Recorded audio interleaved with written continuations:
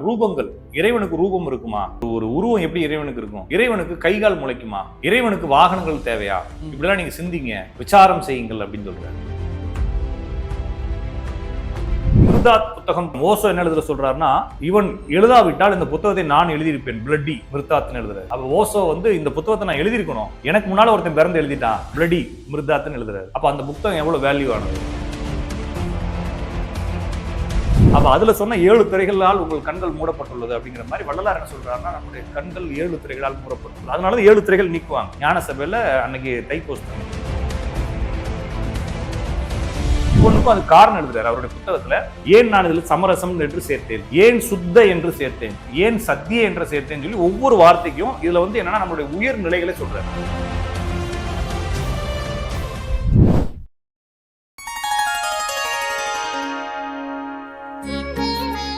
ஸ்ரீ வாராய் டிவி நேயர்கள் அனைவருக்கும் வணக்கம். நான் உங்க ஜித்து. இன்னைக்கு நம்ம கூட யார் இருக்காங்கன்னா, ராஜநாடி பார்த்திபன் சார் தான் இருக்காங்க. வணக்கம். வணக்கம்ங்க. நேயர்கள் அனைவருக்கும் வணக்கம். சார், இப்போ நான் ரீசெண்டா பார்த்தேன், வள்ளலார் அவர்கள் என்ன சொல்றாரு அப்படின்னா, சிலை வழிபாடு வேணாம் அப்படின்னு அவர் ஒரு ஸ்ட்ரக்சர் பண்ணி ஒரு இதை கொண்டு போறாரு. ஆனா வள்ளலாருக்கே சிலை வச்சு கும்புற ஒரு இது ஆயிடுச்சு, கல்ச்சர் வந்துட்டு இருக்கு. இல்ல, அவர் சிலை வழிபாடு மறுக்கல. சிலை வழிபாடு அப்படிங்கறத அவர் மறுக்கல. அவர் என்ன சொல்றாருன்னா, சிலை அப்படிங்கிறது ஒரு தத்துவார்த்த குறியீடு, அதை நீ புரிஞ்சுக்கணுமே தவிர அது வழிபட தேவையில்லைங்கிறார். அது மட்டும் இல்லாம என்ன கேட்கிறாருன்னா, ரூபங்கள் இறைவனுக்கு ரூபம் இருக்குமா அப்படின்னு கேட்கிறாரு. ஒரு உருவம் எப்படி இறைவனுக்கு இருக்கும்? இறைவனுக்கு கைகால் முளைக்குமா? இறைவனுக்கு வாகனங்கள் தேவையா? இப்படிலாம் நீங்க சிந்திங்க, விசாரம் செய்யுங்கள் அப்படின்னு சொல்றாரு. அப்ப அவர் சிலை வழிபாடுகளை மறுக்கலைங்க. ஆனா சிலை அப்படிங்கிறதுக்குள்ள ஒரு இறைவனை அடைக்காதீங்க, அது வேற ஒரு அரூபமாக இருக்கு அப்படிங்கிறாரு. இப்ப நம்ம செய்யறது வழிபாடு கிடையாது. வள்ளலாருக்கு செலவைக்கிறதுங்கிறது வழிபாடு கிடையாது. ஒரு நம்ம அப்பா இறந்துட்டாரு, இல்லைன்னா அப்பா முக்கியமான நபரா இருக்காரு, இல்லைன்னா அப்பாவை மிஸ் பண்ணிட்டோம் அப்படின்னு என்ன செய்யறோம்? அவருக்கு ஒரு போட்டோ வைக்கிறோம். அது நான் என்னுடைய நினைவுக்காக, என்னுடைய மரியாதைக்காக நான் வைக்கிறேன். இப்போ ஒரு இங்க நம்ம கோர்ட்லனா மேல காந்தி போட்டோலாம் வச்சிருக்கிறத பாக்குறோம். போலீஸ் ஸ்டேஷன் போனோம்னா இன்னைக்கு முதலமைச்சர் யாரோ அவங்க போட்டோ தான் போட்டுறத பாக்குறோம். அதெல்லாம் கும்பிடுறாங்கன்னா காலில் இருந்துச்சு, அவங்க நினைவா இருக்கணும், அவங்களுக்கு மரியாதை செலுத்துவதற்காக, அவங்களுக்கு முக்கியத்துவம் கொடுக்கறதுக்காக, என்னுடைய மைண்ட்ல நான் அவரை திருப்பி ரீகால் பண்ணுன்றதுக்காக நான் வச்சிருக்கிறோம். அப்படின்ற மாதிரி நீங்க இந்த சிலையை எடுத்துக்கலாம் தவிர அவங்களுக்கு நீங்க பூஜை பண்றது, நிறைய பேர் அந்த சிலையா வடிச்சு அதுக்கு ஆகம விதிகள் படி எண்ணெயை ஊத்தி வலுவலுன்னு ஆக்கி கண்ணங்கரையர்னு ஆக்கி பூஜை பண்ணி, அது தப்பு. அவர் வள்ளலார் அவர் அவர் இருக்கும் பொழுதே மக்கள் கும்பிடுறத ஐயோ பரிதாபம், மக்கள் என்னை வணங்குகிறார்களே, நான் அவர்களுக்காக பரிதாபப்படுகிறேன், அவர்களுக்கு இன்னும் புரியலையேன்னு சொல்றாரு. என்னை வணங்குகிறார்கள், இறைவனை பற்றி புரிந்திருந்தால், இறைவனுடைய அந்த அருமை தெரிந்தால் என்னை வணங்குவார்களா? அவர்களை நினைத்து நான் பரிதாபப்படுகிறேன்னு தான் சொன்னார். அப்ப என்ன வணங்காதீங்கன்னு தான் சொன்னார். என்ன வணங்காதீங்க, எனக்கு மேல ஒரு இறைவன் இருக்கிறார், நான் உங்களுக்கு ஒரு விஷயங்களை சொல்லக்கூடிய குருவா எடுத்துக்கங்க, அவ்வளவுதான். அதுக்கு மேல நான் ஒன்றும் கிடையாது, நான் ஒரு பரதேசி தான் சொல்றாரு. அப்ப அவர் இல்லாத போது, இல்லைன்னா அவருடைய உருவத்தை, அவருடைய உருவமும் அது இல்லை, அவருடைய உருவம் அது இல்லை, சரிங்களா? அது சும்மா சுத்தி இருக்கிறவங்க எல்லாம் இப்படி இருந்தாருன்னு சொல்லி அதை கற்பனையா பண்ணிக்கிறாங்க. அவர் போட்டோ இல்ல, உருவம் இல்லை, எதுவுமே இல்லை. அவர் வாழ்ந்த காலத்துல இவர் இப்படித்தான் ஒரு லாங் கிளாத் பீஸ் போட்டிருந்தாரு. அவருடைய லெட்டர் எழுதிக்காரு, இங்க ரத்ன முதலியாருக்கு, வேலாயுத முதலியாருக்கு, நீங்கள் சென்னையிலிருந்து வரும்போது எனக்கு ஒரு 2 லாங் கிளாத் பீஸ் வாங்கி வரவும், சுற்றி கொள்வதற்குன்னு சொல்றாரு. அவர் ஒரே துணியை சுத்திக்கிட்டாரு, அவ்வளவுதான். ஓகேங்களா? அவருடைய உருவம் இப்படி இருக்கலாம்னு ஒரு கற்பனையில என்ன செய்யறாங்க, திருவள்ளுவருக்கு எப்படி உருவம் கொடுத்தாங்க அது மாதிரி வள்ளலாருக்கு உருவம் கொடுத்து வச்சிருக்காங்க. அப்ப அதுதானே தவிர அது ஒரு நினைவாற்றலுக்காக, இப்ப நான் எதை கும்பிடுறது அப்படின்றது மாதிரி தானே தவிர இதை யாருமே உருவ வழிபாட சன்மார்க்கத்துல இருக்கிறவங்க ஏத்துக்கவும் இல்லை. சன்மார்க்கம்ங்கிறத நிறைய பேர் இந்து மார்க்கத்தோட சேர்த்தான் வச்சிருக்காங்க. ஆமாங்க. அவர் சைவம் வைணவம் ரெண்டுலையும் லட்சியம் வைக்காதீர்கள் தான் வள்ளலார் சொல்றாரு. சைவம் வைணவம் ரெண்டுமே ஒரு மார்க்கமாகத்தான் இருக்குது, அதுல உண்மைகள் மறைக்கப்பட்டிருக்குது, மண்ணை போட்டு மறைத்திருக்கிறார்கள், அது லட்சியம் வைக்காதீர்கள், அதற்கு சாட்சி வேற யாரும் இல்லை, நான் இருக்கிறேன். நான் ஆரம்ப காலத்தில் என்னுடைய லட்சியம் எப்பேற்பட்டது என்று எனது 5 திருமுறைகளை எடுத்து படித்து பாருங்கள். இதற்கு முன் வந்த மறைகள் அனைத்திற்கும் எனது ஒரே ஒரு திருவருப்பாவே முன்னின்று எல்லாத்துக்கும் சாட்சியமாக இருக்கும். அப்படிப்பட்ட நான் இப்போது எப்படி ஆகிவிட்டேன் பார்த்தீர்களா? நான் அனைத்தையும் விட்டு விட்டேன், அதனால் பெற்றுக்கொண்டேன், நீங்களும் பெற்றுக்கொள்ள வேண்டும் என்றால் அதெல்லாம் விட்டு விடுங்கள், பெற்றுக்கொள்வீர்கள்னு சொல்றாரு. அவருடைய பேருபதேசத்துல அப்படியே தான் சொல்றாரு. இதே நான் சொன்னது அதே வார்த்தையை தான் சொல்றாரு. அப்ப அவர் ஆரம்ப காலத்துல 5 திருமுறைகள் வரைக்கும் எல்லா காப்புகளையும் எழுதினாரு. அதுக்கப்புறமா அதுல இருந்து முன்னேறி வர்றாரு. ஒரு மனிதன் அப்டேட் ஆகுறது அந்த புத்தகத்திலே அவர் அப்டேட் ஆகிட்டே வர்றாரு, ஒவ்வொன்றா அப்டேட் ஆகி சொல்றாரு. அப்ப இது உருவ வழிபாடு அப்படிங்கிறத கடந்து அவருடைய நினைவுக்காக இல்லைன்னா அவரோட தலைவராக வச்சுக்கணும் அப்படின்றதுக்காக மட்டும் வேணா வச்சிருக்காங்களே தவிர அது யாரும் வழிபடவெல்லாம் இல்லை, சும்மா ஒரு மரியாதைக்காக வச்சிருப்பாங்க. பொதுவாகவே வந்து அருட்பெருஞ்சோதி அப்படிங்கறத நிறைய பேர் என்ன நினைக்கிறாங்க, வள்ளலார் தான் அருட்பெருஞ்சோதின்னு நினைக்கிறாங்க. அருட்பிரகாச வள்ளலார்னு சொல்லி ஒரு தனி குரூப் இருக்கு. அருட்பெருஞ்சோதிங்கிறது ஒரு மேல இருக்கக்கூடிய கடவுள் சொல்றாரு. அவ்வளவுதானே தவிர இது அவர் வழிபட சொல்லல.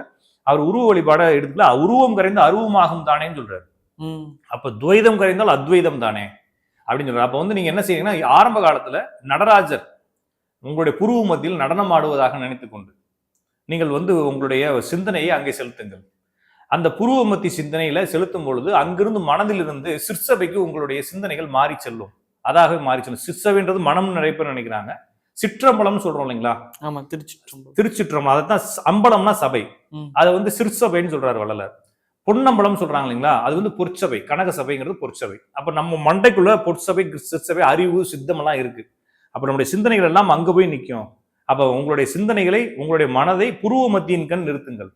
அந்த புருவ மத்தியின் கண் நிறுத்தினால் அங்கு நடனம் ஆடக்கூடிய அந்த அந்த அந்த நடனம் வந்து உங்களுடைய அந்த உயிர்த்தன்மையை கொடுத்து அங்கிருந்து ஆன்ம காட்சி அறிவின் காட்சியாக அருகி தெரியும். அது வந்து உங்களை சிற்சபைக்கு கொண்டு போய் சேர்க்கும் அப்படின்னு சொல்றாரு. அப்ப இதெல்லாம் வந்து உள்முகமாக பார்க்கக்கூடியது. இது வந்து எங்கேயுமே உருவங்களை அவர் சொல்லலை. ஏன்னா உருவங்கள் சொன்னா நீங்க அங்கேயே உட்காந்துருவீங்க. ஆரம்ப காலத்துல அங்க உருவத்தை கொடுங்க, தப்பு இல்லைன்னு சொல்றாரு. பழகுற வரைக்கும் அங்க ஒரு உருவம் இருக்கிறதா பாவிச்சுக்கோங்க. நீங்க என்ன புரிஞ்சுக்கிறீங்களோ அந்த உருவம் அங்க இருக்கிறதா பாவிச்சுக்கிட்டு நீங்க சிந்தனையை செலுத்துங்க. அப்புறம் உருவம் அருகி, அந்த உருவம் வந்து உங்களுக்கு பிக்ஸ் பண்ண முடியாது அப்படின்றதுக்காக தான் அவர் என்ன செய்யறாருன்னா ஜோதியே ஒரு உருவமா சொல்றாரு. ஓ, அருமை. அவர் ஜோதி எங்கேயுமே வழிபட சொல்லல. இப்ப நான் என்ன நினைக்கிறாங்கன்னா, இப்ப அங்க போய் அங்க வள்ளலார் அவர்களோட கோவிலே போய் அந்த ஜோதி, அவரு கடைசி வரைக்கும் வந்து அதுல கடவுள் இருக்குன்னு சொல்லல. ஓகேங்களா? இது ஒரு பெரிய ஜோதி, 1000 கோடி சூரிய பிரகாசத்துல அந்த ஜோதி இருக்குன்னு சொல்றாரு. நம்ம இப்ப வந்து என்னன்னா அது ஊமான ஜோதின்னு சொல்றாரு. இது வந்து நீங்க அதை ஒரு ட்ரைனிங்காக பக்கத்துல வச்சுக்கோங்க. இது மாதிரி இருக்கும், ஒரு மினியேச்சர்ன்ற மாதிரி வச்சுக்கோங்க. இது உங்களுடைய புருவ மத்தியில் இருப்பது போல புரிந்து கொள்ளுங்கள். அதை நீங்க பார்த்துக்கிட்டே வாங்க, இல்லைன்னா அது மேல கவனம் செலுத்திட்டே வாங்க. மனதை அங்க நிறுத்துங்கள். அது மருவி அருகி அந்த காட்சி உருவம் வந்து அருகி அருவமாக தோன்றும். அதுக்கப்புறமா ஆன்ம காட்சிகள் தெரியும் சொல்றாரு. அப்ப என்னன்னா நம்மளுக்கு பழக்கத்துக்காக அதை செய்ய சொல்றாரு. அப்ப அதை வழிபாடுகளை அவர் சொல்லலை. ஆனா வந்து இப்ப என்னன்னா, இப்ப பொதுவாகவே வந்து இந்த லிங்க வழிபாடு இது வந்து உங்களுக்கு ஒரு 25 வருஷத்துக்கு முன்னால வள்ளலாருடைய ஞான சபையிலேயே வந்து ஒரு சாரார் வந்து லிங்க வழிபாடு தான் பண்ணிக்கிட்டு இருந்தாங்க. லிங்கங்களை வச்சு லிங்க வழிபாடு பண்ணி பூஜைகள் பண்ணி நிறைய குழப்பங்கள் பண்ணிட்டு இருந்தாங்க. அதுக்கப்புறம் போராட்டங்கள்லாம் நடத்தி வள்ளலார் இதெல்லாம் சொல்லலை, இதெல்லாம் எடுக்க சொல்லிக்கிறாரு அப்படின்னு சொல்லி எடுக்க சொல்லி கோர்ட்ல கேஸ் வாங்கி நிறைய பிரச்சனை பண்ணி தான் இப்ப எடுத்துட்டு இப்ப வந்து பியூரா ஒரு ஒளி வழி அவர் சொன்ன விஷயத்த பண்ணிக்கிட்டு இருக்காங்க. இப்ப அதுலயுமே வந்து அவர் என்ன சொல்றாருன்னா, அந்த ஞான சபை வந்து நம்முடைய தலையினுடைய வடிவம், நம்முடைய உயிரினுடைய வடிவம், அதை சுத்தி பெருவழி இருக்குது நம்முடைய அறிவாக அப்படின்னு சொல்லி அதை ஒரு மினியேச்சரா வச்சிருக்காரு. இப்ப என்ன செய்யறாங்கன்னா, அரசு வந்து அது பெருவழியிலையுமே வந்து சர்வதேச கூடங்கள் கட்டுறேன்னு சொல்லி கட்டி அந்த பெருவழியை அழிச்சுக்கிட்டு இருக்காங்க. அது நம்மளுக்கு தேவையில்லை, நம்மளுக்கு அறிவு இல்லை. அது என்னமோ நடக்கட்டும், காலங்கள் எல்லாத்தையும் செஞ்சு கொடுக்கணும்னு வச்சுக்கோங்களேன். இப்ப அவர் செஞ்சது அதுதான். அப்ப என்னன்னா, அவர் வந்து உருவங்களை எங்கேயும் சொல்லவும் இல்லை. இப்ப கும்பிடுறவங்களும் உருவத்தை கும்பிடல, சும்மா ஒரு மினியேச்சரா இல்லைன்னா ஒரு மரியாதைக்காக வச்சிருக்காங்க. உருவமாக கும்பிடுறது தப்பு. ஒரு வள்ளலாரை கும்பிட ஆரம்பிச்சாங்கன்னா அது தப்புன்னு சொல்றாங்க. இப்ப வள்ளலாருங்கிறது வந்து ஒரு குரு. இப்ப நான் வந்து இன்னொருத்தரை இப்ப எனக்கு தெரிஞ்சு எனக்கு சொல்லிக் கொடுத்த ஒரு ஆசிரியர் இருக்காரு. அந்த ஆசிரியரை நான் வந்து உயிருக்கு மிகவும் அதிகமாக யோசிக்கிறேன். நான் ஏதாச்சும் செஞ்சேன்னா அவருடைய அந்த சிந்தனை வரும்ல. கண்டிப்பா.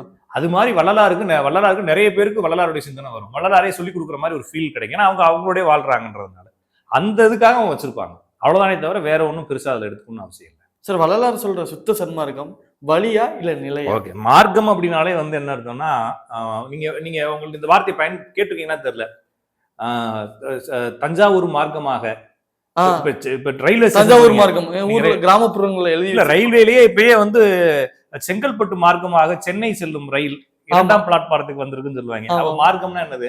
அந்த வழி போற ரூட். ஓகேங்களா? வயான்னு சொல்றோம் இல்லையா? ஆமா, அதான் மார்க்கம். அப்ப மார்க்கம் அப்ப முகமதிய மார்க்கம்னு சொல்லுவாங்க, இஸ்லாத் மார்க்கம் அப்படின்னு சொல்லுவாங்க, கிறிஸ்துவ மார்க்கம். ஓகேங்களா? அது என்னன்னா வழி, ஒரு வே, ஒரு பாத்.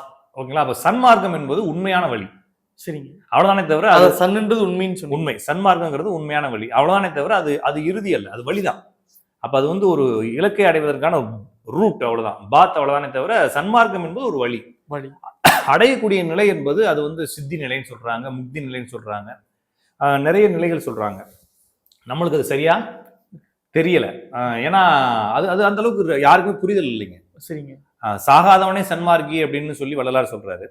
ஏன் சாகாதவனே சன்மார்க்கி? அப்ப எல்லாருமே இறந்து போயிட்டோம்.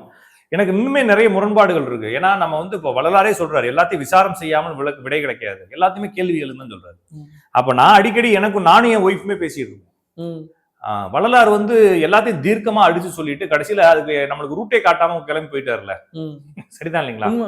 எல்லா ஞானிகள் நான் வழி வழியாக வாழையடி வாழையாக வந்த திருக்கூட்டத்தில் நானும் ஒருவன் சொல்லி வள்ளலார் பாருங்க. அதுக்கப்புறமா வந்து உண்மை சொல்ல வந்தேனே அப்படின்னு சொல்றாரு. உங்களை உண்மை சொல்ல வந்தேனே அப்படின்னு சொல்றாரு. இவர் என்ன சொல்றாரு, கிருபானந்த வாரியார் வந்து வள்ளலாருடைய மிகப்பெரிய, அவருடைய ஞான சபையினுடைய அவுற்று சுவரையே வந்து கிருபானந்த வாரியார் அவருடைய மனைவியினுடைய நகையெல்லாம் வித்து தான் கட்டி கொடுத்தாரு. ஓகேங்களா? அந்த அளவுக்கு வந்து அவர் ரொம்ப இதானவர். வள்ளலாறு பத்தி அவர் என்ன உயர்வா சொல்றாரு அப்படின்னா, ஒரு பெரிய காம்பவுண்ட் இருந்துச்சு, ஒரு பெரிய மதில் சுவர் இருந்துச்சு. போனவன் பூரா அந்த பக்கம் எட்டி பார்த்தான், ஒரு ஏணியை போட்டான், எட்டி பார்த்தான். எட்டி பார்த்துட்டு அந்த பக்கம் ஏறி குதிச்சான். அதுக்கப்புறம் அவன் சத்தமே வரல, இருக்கானா இல்லையா அப்படின்றது சத்தமே வரல. அந்த பக்கம் என்ன இருக்குன்னு நம்மளுக்கு தெரியல. அதுக்கப்புறம் ஒவ்வொருத்தனா வரவன் பூரா பாக்குறான், கஷ்டப்படுறான், ரொம்ப ரிஸ்க் எடுத்து தொங்கி ஏறுறான், ஏறி எட்டி பாக்குறான், காலத்துக்கு போட்டு ஏறி குதிச்சுடுறான், வரவே இல்லை. ஒரே ஒருத்தன் மட்டும் கொஞ்ச நேரம் கழிச்சு, ஒரு 10-20 நிமிஷம் கழிச்சு திருப்பி வந்து, எல்லாரும் வாங்க, உள்ள பெரிய மாங்கனி தோட்டம் இருக்கு, வாங்க சாப்பிடலான்னு சொல்றான். சூப்பர். அவன் மட்டும்தான் வள்ளலாரு. போனவன் பூரா ஓடி போயிட்டானுங்க, என்ன இருக்குன்னு தெரியாம. ஆனா வள்ளலார் வந்து அந்த நிலைக்கு போயிட்டு மக்களை கூப்பிடுவதற்காக இறங்கி வந்தாரு அப்படின்னு சொல்லி கிருபானந்த வாரியார் சொல்றாரு. அப்ப வந்தவர் நம்மள ஏன் இன்னும் சரியா கூட்டு போல? யாராச்சும் ஒருத்தனையாச்சும் கூட்டு போயிருக்கணும்ல. ஏன்னா வள்ளலாருடைய பாடல்களை படிச்சுதான் மகாகவி பாரதியார் வந்து சாகாமல் இருப்பின் கண்டின்னு சொல்லி எழுதுறாரு. அவருடைய சாயல்ல ஃபுல்லா பாத்தீங்கன்னா, அதற்கு முன்னால வந்த பாடல்கள் பாத்தீங்கன்னா படிச்சா புரியாது. ஆனா வள்ளலாருடைய பாடல்கள் படிச்சா புரியும். அது மட்டும் இல்லாம அந்த யாப்பழக்கணங்கள்லாம் சரியா இருக்கும். ஆனா அதனுடைய வரிகள் எல்லாமே கிராமப்புறத்து பாட்டெல்லாம் இருக்கும். கன்னி பாடல்களா இருக்கும். கும்மியடி பெண்ணை கும்மியடி, இது மாதிரி கன்னி பாடல்கள், கிராமப்புற பாடல்கள் ஃபுல்லா இறைவனை நோக்கிய பாடல்களாக எழுதி வச்சிருப்பாரு. அப்ப அதுல ஒரு எளிமையும், அதனாலதான் வந்து அது பேர் வந்து துள்ளல் பான்னு சொன்னாங்க. இறைவனுடைய அனுபவங்கள் அடிப்படையில் துல்லிய பாடல்களை துள்ளல் பான்னு சொல்லி வள்ளலார் எழுதுறாரு. அதே காப்பி, அப்படியே சேம் காப்பி தான் பாரதியாருடைய பாடல்கள். அப்படி பாத்தீங்கன்னா அதனுடைய அப்படியே இருக்கும். அவருடைய பாடல் அல்லல் பான்னு சொல்றாங்க. அல்லல் மக்கள் எவ்வளவு அல்லல் பட்டாங்கன்றதை எழுதுறாங்க. அப்ப அவருடைய பாடல்களே அவருடைய இது இருக்கும். நான் வந்து சாகாமல் இருப்பின் கண்டீன்றதெல்லாம் எழுதுறாரு. இவர் வந்து அந்த வள்ளலாரை பத்தி நிறைய குறிப்புகள் எழுதுறாரு. அவருக்கு ஒருவேளை புரிஞ்சிருக்கலாம், இலக்கியங்கள்ல புரிஞ்சிருக்கலாம். கடைசியில் அவரும் காலியாயிடுறாரு. அப்ப வள்ளலார் ஏதோ சொல்ல வந்தாரு, நம்மளுக்கு ஏதோ கற்பிக்க வந்தாரு. சன்மார்க்க காலம் வரும்னு சொல்றாரு. அமெரிக்காவும் ருசியாவும் சமாதானம் பேசும் காலங்களில் சன்மார்க்கம் மலரும் சொல்றாரு. இந்த தீபம் ஏத்துறாங்க இல்லைங்களா, ஞான சபை தீபம், அதையே 1873 தான் ஏத்துறாங்க. 1862 63 அந்த தீபம் ஏத்துறதுக்கு முன்னால ஒரு பிரசங்கம் கொடுக்குறாரு. இப்போது நான் கொடுக்கக்கூடிய பிரசங்கங்களை இனி வரும் காலங்களில் பல்வேறு பாசைகளில் பிரசுரித்து மக்களுக்கு சேர்த்து அளிப்பார்கள், அப்போது சன்மார்க்க காலம் ஆரம்பித்திருக்கும் சொல்றாரு. அப்ப பல்வேறு மொழிகளில் இது பிரசுரிக்கப்படும்ன்றத அப்ப சொல்றாரு. அது ஆரம்பிக்கப்பட்டிருக்கும். அப்பதான் வந்து சன்மார்க்க காலம் வழங்கும். அப்ப செத்தவர்கள் எல்லாம் எழுந்து வருவார்கள் அப்படின்னு சொல்லி எழுவார் மேடைன்னு சொல்லி, எழுவார் மேடைனா எழுந்து வரக்கூடியவர்கள் மேடை அப்படின்றத வந்து வள்ளலார் ஞான சபைக்கு பக்கத்துல கட்டுறாரு அவர். சரி சரி. அதுல இருந்து எல்லாரும் எழுந்து வருவாங்க அப்படின்னு கட்டுறாரு. அவர் எழுந்து அப்பதான் வந்து செத்தவன் எல்லாம் கொண்டு வந்து போட்டு போனானுங்க. அந்த பீரியட்ல எழுந்து வருவாங்கன்னு, செத்தவன் எல்லாம் கொண்டு வந்து போட்டா எழுந்துருவாங்க, அறிவுன்னு சொல்லிட்டு போறாங்க. ஆனா அவர் எண்ணத்துல எழுந்து வருவாங்கன்னு சொல்லி எதையுமே வந்து சொல்லி, ஒருவேளை நம்மளுக்கு அவர் சொன்னது புரியலையா, ஓப்பனா சொல்லலையா, இல்லாட்டினா ஒருவேளை அவர், ஏன்னா அவர் எல்லாத்தையும் நான் எல்லாத்தையும் வெளிப்படையாக சொல்கிறேன், இதற்கு முன்னால் இருந்தவர்கள் மண்ணை போட்டு மறைத்தார்கள் சொல்றாரு. ஒருவேளை நம்ம இன்னுமே வந்து அந்த பழைய தாட்ல இந்துத்துவம் அல்லது இந்த சைவ மார்க்கம் இந்த தாக்கத்திலேயே நம்ம இன்னும் இருந்துகிட்டே அதை பாக்குறோமான்னு சொல்லி எதுவுமே தெரியல. ஆனா வந்து அவர் ஏதோ ஒரு ரூட்டை சொல்லிட்டு அவர் இன்னுமே கொஞ்சம் தெளிவா சொல்லிட்டு போயிருக்கலாம். ஒருவேளை இதற்கு என்ன சொல்றாருன்னா, உங்களுக்கு உள்ள 7 திரைகள் தானாக அகலும், அது நிச்சயம் சத்தியம்னு சொல்றாரு. அதாவது வந்து நம்மளுக்குள்ள 7 திரைகள். அப்ப வந்து நீங்க மிருதாத் புத்தகம் கேள்விப்பட்டிருக்கீங்களா? மிருதாத் புத்தகம் ஓசோ என்ன எழுதுற சொல்றாருன்னா, இவன் எழுதாவிட்டால் இந்த புத்தகத்தை நான் எழுதியிருப்பேன், பிளட்டி மிருதாத்னு எழுதுறாரு. ஓகேங்களா? அப்ப ஓசோ வந்து இந்த புத்தகத்தை நான் எழுதியிருக்கணும், எனக்கு முன்னால ஒருத்தன் பிறந்து எழுதிட்டான், பிளட்டி மிருதாத்னு எழுதுறாரு. அப்ப அந்த புத்தகம் எவ்வளவு வேல்யூ ஆனது. அப்ப அந்த மிருதாத் புத்தகத்தை எடுத்து பாத்தீங்கன்னா, உங்களது வாய்கள் 7 பூட்டுகளால் பூட்டப்பட்டுள்ளது, உங்கள் கண்கள் 7 திரைகளால் மறைக்கப்பட்டுள்ளதுன்னு எழுதிருக்கான். ஓ, அதான் சொன்னது. ஆமா, ஓகேங்களா? அவன் கிறிஸ்டியன், அவன் வேற ஒரு நாட்டினுடைய, ஓகேங்களா? அவன் வந்து நோவான்னு ஒருத்தர் இருந்தார். நோவான்னு ஒருத்தர் வந்து அவரு இறைவன் கூப்பிட்டு இந்த உலகம் அழிய போகுது, எல்லா உயிரினங்களையும் ரெண்டு உயிரினங்கள் எடுத்து பேர் எடுத்து கப்பல்ல ஏத்து தொடர்ந்து மழை பெய்யும், அந்த உலகமே அழிஞ்சு போயிடும், அந்த கப்பல் இருக்கக்கூடிய உயிர்கள் மட்டும் திருப்பி உயிர்ப்பிக்கும். இது வந்து ஒரு மலை மேல முட்டி நிக்கும்னு சொல்றாரு. அந்த மலை மேல முட்டி நின்றதுக்கு அப்புறம் அங்கிருந்து மறுபடியும் இது பிறந்ததாகவும், அதுக்கப்புறமா வந்து அந்த மலை மேல இருக்கக்கூடிய ஒரு அந்த ஆசிரமத்தை வந்து 9 பேர் ஆள் வாங்கணும். அந்த 9ல ஒருத்தன் செத்துட்டா இன்னொருத்தன் வந்து அவனாவே சேர்ந்துக்குவான். 9க்கு குறையவும் குறையாது, கூடவும் கூடாது, அது அப்படியே மெயின்டைன் ஆகுன்ற மாதிரியும், கடைசியா ஒருத்தன் செத்துட்டதாகவும், அந்த மலை மேல வந்து ஒருத்தன் மிர்தாத்னு ஒருத்தன் வந்து சேர்ந்ததாகவும், அவன் பைத்தியக்காரமா இருந்தா அவனுடைய சொற்பொழிவு தான் அந்த புத்தகம் ஃபுல்லா இருக்கு. இந்த புத்தகத்தை ஆரம்பிக்கிறப்பயே ஒருத்தன் வந்து ரொம்ப கஷ்டப்பட்டு ரத்தம் ஒழுக மேல ஏறுவான். மேல ஏறினதுக்கு அப்புறம் இந்த புத்தகத்தை இப்படி வந்து ஒருத்தன் எடுப்பான், அவனுக்கு தான் அந்த புத்தகம் கிடைக்குன்றது அந்த புத்தகத்தில் எழுதி இருக்குன்ற மாதிரி கதை ஆரம்பிக்கும். சூப்பரா இருக்கும். அந்த கதை என்னன்னா 10 பேப்பருக்கு முன்னாடி உங்களால் படிச்சா குழப்பிடும், மண்டை குழப்பிடும். ஓகேங்களா? ஏன்னா தத்துவங்கள் நிறைய நிறைஞ்சது. அப்ப அதுல சொன்ன 7 திரைகளால் உங்கள் கண்கள் மூடப்பட்டுள்ளது அப்படிங்கிற மாதிரி வள்ளலார் என்ன சொல்றாருன்னா, நம்முடைய கண்கள் 7 திரைகளால் மூடப்பட்டுள்ளது. அதனால 7 திரைகள் நீக்குவாங்க ஞான சபையில அன்னைக்கு தைப்பூசம் அன்னைக்கு. அப்ப 7 திரைகளும் நீக்கப்படும். சரிங்களா? அதில் அழுத்தமாக உள்ள பச்சை திரை 2 பகுதிகளாக இருக்கிறது. அந்த பச்சை திரையினுடைய மேல் பாகம் மட்டும் உங்களுடைய முயற்சியால் நீக்கப்பட வேண்டும். அதை இறைவன் நீக்க மாட்டாருன்னு சொல்றார். ஒருவேளை நீங்கள் உங்கள் முயற்சியால் உங்களுடைய ஒழுக்கத்தால் அதை நீக்கி வைத்துக் கொண்டால் இறைவன் வந்த மாத்திரத்திலேயே மீதி திரைகள் விலகிவிடும், உங்களுக்கு உண்மை தெரிந்துவிடும். ஒருவேளை நீங்கள் நீக்காமல் விட்டுவிட்டால் அப்போது சிரமப்பட வேண்டியிருக்கும் அப்படின்னு சொல்றாரு. அப்ப இறைவன் வரக்கூடிய காலம்னு ஒண்ணு அவர்தான் சொல்றாரு. அப்ப இறைவன் வருவாருன்னா எப்படி வருவாரு? நான் திருப்பி பழமைக்குள்ள போற மாதிரி ஆயிருது. நம்ம இப்ப இறைவன் வருவாருன்னா நம்ம எப்படி நினைக்க வேண்டியது இருக்குது? யாரோ ஒருத்தர் ட்ரெஸ் எல்லாம் போட்டுட்டு வருவாரு, மேல இருந்து வெளிச்சம் அடிக்கும் அப்படின்லாம் நம்ம நினைக்க வேண்டியது இருக்கு இல்லையா? அவர் எப்படி சொன்னாருன்னு நமக்கு புரியல. அவர் ஒருவேளை அறிவாக இறைவன் வரலாம். இறைவன் வந்து ஒரே ஆளா தான் வரணுமா? மறுமலர்ச்சியா வரலாம், சமூக புரட்சியா வரலாம் இல்லைங்களா? இப்ப லகிமா சித்துக்கள் 8 சித்துக்கள்ல ஒரு சித்து வந்து என்னன்னா, நான் இன்னொரு இடத்துல பேசுறத நான் கேட்கறதா ஒரு சித்து. இப்ப நம்ம எல்லா பேரும் போன்ல அதுதானே செஞ்சுட்டு இருக்கோம். ஆமா, சரிங்களா? அப்ப சித்துனா நான் வந்து இப்போ தியானம் பண்ணி தான் செய்யணும் அவசியம் இல்ல. சிம் கார்டு காலமே உங்களுக்கு கொண்டு வந்து என்ன பண்ணிருச்சு, சில சித்துக்களை கொண்டு வந்து இறக்கிடுச்சு. பிறந்தா போதும் அனுபவிச்சிடலாம். கூடு விட்டு கூடு போயிருந்தா இப்ப நம்ம வீடியோ கால் மாதிரி பண்ணி அது கூடு விட்டு கூடு போயிருது. இன்னும் வேற நான் வேற மாதிரி கூட நான் போன தடவை சொல்லியிருப்பேன்னு நினைக்கிறேன். அதாவது வந்துங்க, ஒரு கான்ஃபரன்ஸ்ல நான் இங்க ஒரு ப்ரொஜெக்டர் வச்சுக்கிட்டேன்னா, இங்க ஒரு ப்ரொஜெக்டர் வச்சுட்டேன்னா, நான் இங்க இருந்துகிட்டு அமெரிக்கால நீங்களும் ஜப்பான்ல நானும் யுகோஸ்லேவியால மீட்டிங் நடக்கலாம். 2 பேருமே ப்ரொஜெக்ட்ல ஒரு ஆள் மாதிரி உருவமா கூட தெரியலாம். ஆமா, இது என்ன வேணாலும் மாறலாம். அப்ப எல்லாமே வந்து காலத்தினுடைய நுட்பங்களால் நம்ம கை வரப்போகுது. அப்ப இது இறைவன் வரணும்னா நம்ம அதே மாதிரியே பழைய பட்டு ட்ரெஸ் போட்டுக்கிட்டு கிரீடம் வச்சுக்கிட்டு இந்த பக்கம் தொப்பட்டாலாம் போட்டுக்கிட்டு முடியெல்லாம் அப்படி சுருட்டி விட்டுக்கிட்டு ஒருத்தர் வரணும்னு அவசியம் இல்ல. எப்படி வேணாலும் வரலாம். ஒருவேளை வள்ளலார் என்ன சொல்லிக்காருன்னு புரியல. அதனால நானும் என் ஒய்ஃப் வீட்டுல பேசிட்டோம்னா அவர் இன்னுமே கொஞ்சம் தெளிவா நம்மளுக்கு புரியுற மாதிரி சொல்லியிருந்திருக்கலாம். இல்லாட்டினா நம்மளுக்கு அந்த புரிஞ்சுக்கிறதுக்கு அறிவாச்சும் நம்மளுக்கு கிடைச்சிருக்கலாம். அதுவும் இல்ல. அப்ப 2க்கும் 1க்கும் யூஸ் இல்லாம பிறந்திருக்கோம். ஒருவேளை அடுத்த ஜெனரேஷன் இதை புரிஞ்சுக்கக்கூடிய அறிவோட பிறக்கலாம். சரிங்களா? ஏன்னா நம்ம பாக்குற கண் கூட அடுத்த ஜெனரேஷன் வந்து இன்னும் ஷார்ப்பா புரிஞ்சுக்கலாம். ஒருவேளை அதுக்கான ஆர்கன் அவங்களுக்கு ரெடி ஆகலாம். இப்ப நம்மளுக்கு வந்து இந்த கட்டவரல வந்து இப்படி தொடரும். கட்டவரல் இவ்வளவு பெருசு இருக்கு குரங்குக்கு, அதுல தான் நம்ம பிறந்திருக்கிறோம். ஆமா, நம்மளுக்கும் அதுக்கும் கொஞ்சம் தான் டிஃபரெண்ட். நம்மளுடைய அந்த சிந்தனைகள் நம்மளுக்கு வந்து அடுத்த ஜெனரேஷன் அடுத்த பரிணாமத்துல ஏதாச்சும் ஒரு புரிதல் ஏற்படுத்தலாம். எப்படியோ குழப்பிக்க வேண்டி இருக்குங்க. ஆனா நான் சொல்றது இப்ப இருக்கக்கூடிய அறிவை வைத்துக் கொண்டு அவங்க சொன்னதை நம்மளால எதையுமே புரிஞ்சுக்க முடியல. அவ என்ன செய்ய வேண்டியிருக்கு? ஒருவேளை நம்ம இப்பெல்லாம் யோசிப்போம், நம்மளே பரிணாம வளர்ச்சியினுடைய துவக்கமாக இருக்கலாம்.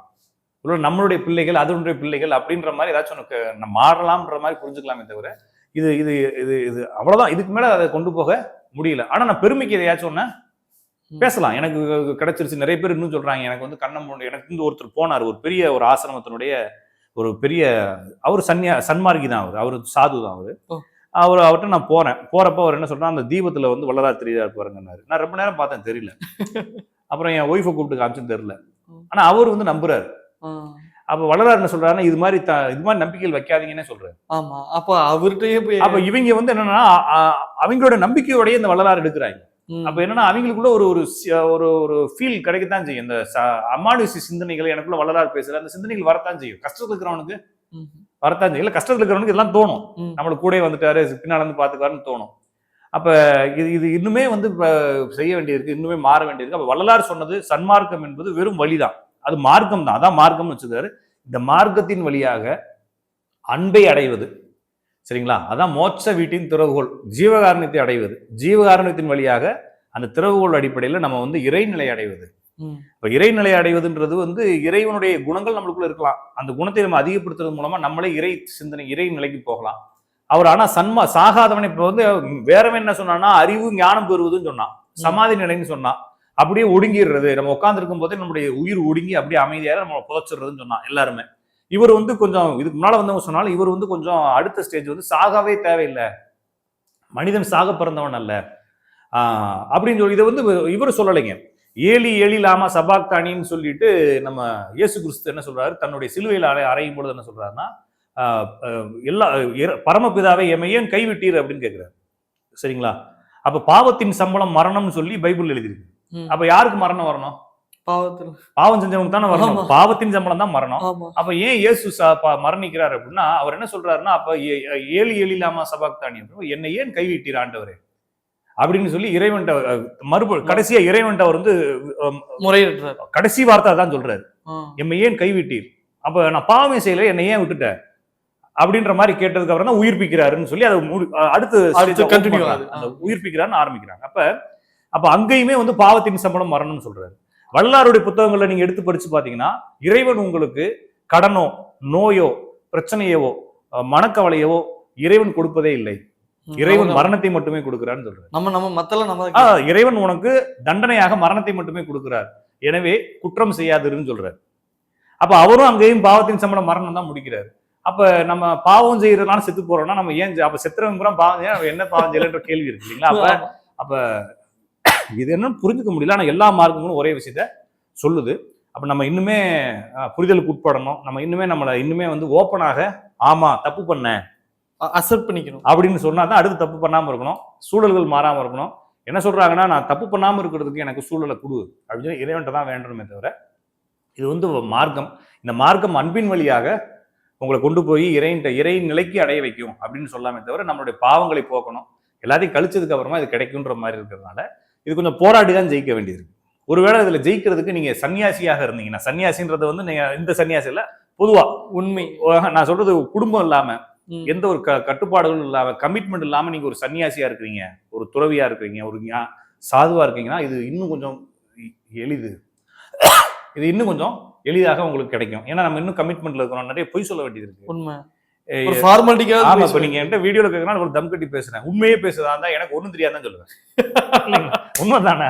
ஏன்னா தெரியாது, நம்ம வந்து புரிஞ்சுக்கிட்டு இருக்குது வேற, அனுபவம் வேற. எனக்கு அனுபவம் கிடையாது, நான் வந்து நிறைய பாக்குறேன். ஆனா நம்ம இதுல ஃபெயில் ஆகிட்டு இருக்கோன்றது அனுபவம் வருது. நான் ஜெயிக்கல, தோத்துக்கிட்டே இருக்கிறேன்றது அனுபவம். தோத்துக்கிட்டே இருக்கேடான்னு ஆனந்தராஜ் நானே திப்பிக்க வேண்டியது. அப்ப இதுல ஆன்மீகத்தில் தோத்துக்கொண்டே இருக்கிறோம்.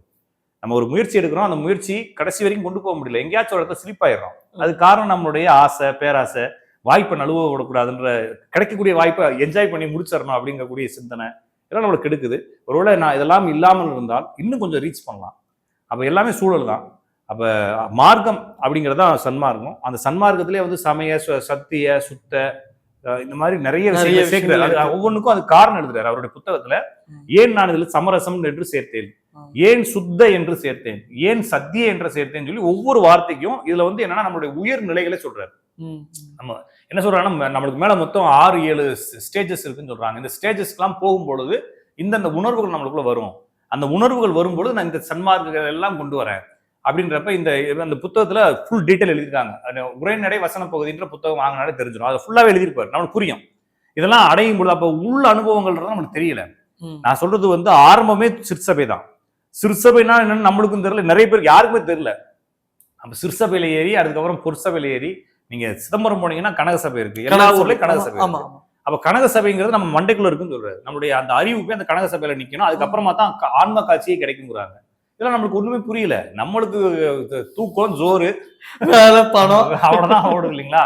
அதை விட்டு வேற ஏதாச்சும் வேற ஒரு கில்மா ஆகிட்ட சிந்தனைகள்லாம் வருது, வேற ஒண்ணுமே கிடையாது. அப்ப இதெல்லாம் விட்டுட்டு நம்ம இன்னுமே கொஞ்சம் பியூர் ஆகிட்டு கொஞ்சம் தேடுனா கிடைக்கும். வெறுமனே புத்தகங்கள், கோயில் வழிபாடுகள், கோயிலுக்கு போயிட்டு வர்றது, மலை ஏறுறது, இதெல்லாம் வந்து ஒன்றும் யூஸ் இல்லை. நம்ம ரியாலிட்டியை ஏத்துக்கணும். உண்மையை ஒத்துக்கிட்டாலும் ஒழுக்கத்தின் அடிப்படையில் இருந்தாலும் இதெல்லாம் நம்மளுக்கு சிந்தனை அனுபவப்பட்டால்தான் புரியும். அனுபவப்படும் வரை ஒன்றும் புரியாது. அதுக்கு தான் குருமுகத்தில் அறிகன்னு வள்ளலார் முடிக்கிறார். எல்லாத்தையும் எழுதி முடிச்சுட்டு கடைசியா குருமுகத்தில் அறிகன்னு எழுதுறாரு. அடுத்து இல்லைன்னா அனுபவத்தில் உணர்கன்னு எழுதுறாரு. இப்ப எல்லாத்தையும் பேசிட்டு கடைசியா என்ன எழுதணும்? அனுபவத்தில் உணர்க. அதுக்கு மேல அவர் ஈஸியா முடிச்சிடுறாரு. இல்லன்னா குருமுகத்தில் அறிகன்னு சொல்லி முடிச்சிடாரு. குருட்ட போய் இதை கேட்டு தெரிஞ்சுக்கோ, இல்லன்னா உன்னோட அனுபவத்துல உணர்ந்துக்க. அனுபவத்துல உணர முடியாததா அவர் குருமுகத்தில் இருக்கேன்னு எழுதுறாரு.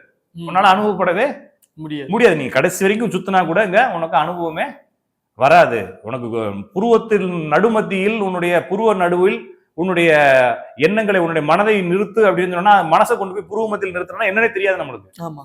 அப்ப அதை தொட்டு காட்டணும். அதான் தொட்டு காட்டும் வித்தைன்னு சொல்றாங்க. அந்த தொட்டு காட்டுறது இல்லைங்க, நம்மளுக்கு ஒரு ஃபீல் கொடுக்கணும். அந்த ஃபீல் என்னவா வரும்ன்றதெல்லாம் அவங்களுக்கு சொல்லி கொடுப்பாங்க. அதெல்லாம் நம்மளுக்கு புரியாத போது நம்மளுக்கு இன்னும் பயணப்பட வேண்டிய தூரம் நிறைய இருக்குது. நம்ம இன்னும் இங்க நம்ம ஒன்றும் கவலைப்படுறதுக்கு இல்லை. நம்ம வாழ்க்கையை வாழ்ந்துகிட்டே இந்த இதை செய்யறோம். நம்மளுக்கு கவலை இல்லை, நம்ம பயணப்படுவோம் அப்படிங்கிற சிந்தனையோட தான் நானும் பயணப்பட்டுக்கிட்டு இருக்கேன். எல்லாரும் பயணப்படுவோம். விவேகானந்தர்ட்ட ஒருத்தர் கேட்டாரு, கடவுளை காட்ட முடியுமான்னு. அப்படியே வா போலாம், நானும் தேடித்தான் போயிட்டு இருக்கேன்னு சொன்னாரு. அது மாதிரி தான் இப்ப வாங்க போலாம் அப்படின்ற மாதிரி தான் சொல்ல வேண்டியது இருக்குது. எனவே ஆன்மீகம் என்பது வெளிப்படையாக என்னுடைய குற்றங்களை நானே உணர்ந்து கொண்டு அதை சரி செய்வதற்கான முயற்சி. அதை சரி செஞ்சுட்டு அவங்க சொல்லக்கூடிய நல்வழியில நடக்கிறதுக்கான முயற்சி. இதுல என் மேல கான்ட்ரவர்சிஸ் வரலாம். இப்ப நான் நான்வெஜ் சாப்பிடாதீங்கன்னு நான் சொல்றேன். அப்ப நான்வெஜ் சாப்பிடாருன்னா கீழே உயிர் இல்லையா, சாப்பிடாட்ட என்ன செஞ்சிருவேன், அப்ப நீ பிறந்ததே கர்ப்பப்பையில இருந்தானே, அது தீட்டு இல்லையான்னு சொல்லி 1000 கேள்விகள் கேட்பாங்க. அதுக்காக நம்மளுக்கு மேட்டர் கிடையாது. அதுக்கு நம்மளுக்கு விடைகள் இப்பயே இருக்கு. அந்த விடைகள்லாம் கடந்து வந்தாச்சு, சரிங்களா? அந்த விடைகள்லாம் கடந்து வந்தாச்சு. நம்ம இன்னுமே பயணப்பட வேண்டியிருக்கப்ப இன்னும் அவங்களுடைய ஒழுக்கம் வேற என்னுடைய ஒழுக்கம் வேறன்ற மாதிரி மாறிக்கிட்டே இருக்கு. அப்ப இன்னுமே நிறைய அதனால சொல்றாங்கன்னா நிறைய இந்த சாமி விஷயத்துக்குள்ள போறவங்க தான் போராட்டம் நிறைய இருக்கும். கடந்து வரணும் அப்படின்ற மாதிரி. ஏன்னா நம்ம சென்சிட்டிவா மாறிக்கிட்டே வரும். அப்படின்றப்ப கடந்து வரணும். எல்லாத்துக்கும் எல்லாமே சொல்றது கடைசியா இவன் சொல்ற அன்பின் வடிவாக. அப்ப அன்பை வளர்த்துக்குங்க. அன்புதான் எல்லாத்துக்கும் இறுதி. அப்ப அன்பு என்பது ஒரு டூல். அது ஒரு ஃபீலா உணர்வாக இருக்கிறது. அதுவே அருளாக இருக்கிறது. அப்ப உங்களுக்கு எப்படி அன்போ இறைவனுக்கு அது அருளாக இருக்கிறது. இப்ப நம்ம எப்படி அன்புன்னு வார்த்தை சொல்றோம், அது இறைவனுக்கு அதே அன்பு அருள்ன்ற பேரோட இருக்கும். அப்ப நீ அன்பின் வெளிப்பாடாக மாறும் பொழுது இறைவன் உங்கள் மீது அன்பின் வெளிப்பாடாக மாறும் அருள் பொழிவார். அந்த அருள் தான் நம்மளுக்கு முக்தியை கொடுக்குது, சித்தியை கொடுக்குது. எனவே அன்பின் வழியாக போங்கிற அன்பு நம்மளுக்கு இன்னுமே தேவைப்படுது. இல்லைன்னா அது என்னன்னு புரியல, பயிற்சி எடுக்கும். ரொம்ப தெளிவான விளக்கம் கொடுத்தீங்க. ரொம்ப நன்றி. வணக்கம்.